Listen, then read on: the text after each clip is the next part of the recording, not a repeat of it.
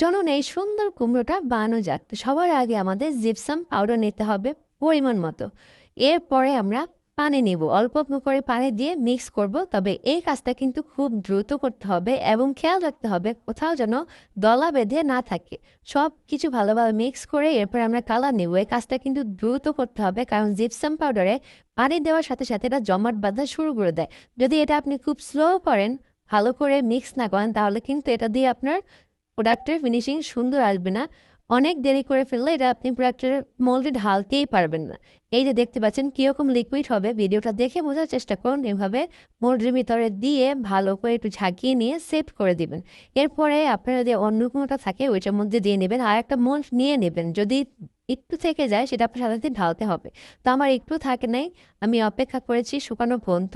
আপনি জাস্ট এইটা ধরলেই আপনি বুঝতে পারবেন যেটা গরম নাকি ঠান্ডা। যদি দেখেন যে গরম, তাহলে মনে করবেন যে এটা শুকায়নি। যদি দেখেন না ঠান্ডা ফিল হচ্ছে আমার, তাহলে বুঝবেন এটা শুকিয়ে গেছে। তো আমারটা ঠান্ডা হয়ে গেছে, আমি আনমোল্ড করতেছি।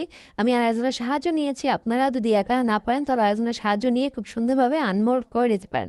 কারণ এটা ভেঙে গেলে কি যে কষ্ট, যারা এই কাজ করে তারাই আসলে বুঝবে যে ভেঙে যাওয়ার পরে কতটা কষ্ট লাগে। সাবধানতার সাথে আমি আনমোল্ড করে নিলাম। এরপর আমি মিষ্টি কুমড়োর ঢাকনাটাও আনমোল্ড করে নিতেছি। এটাতে একটা পাতা আছে। আপনারা কি খেয়াল করছেন গাইস? ওয়াও! সুন্দর না? অনেক সুন্দর। Thank you for watching.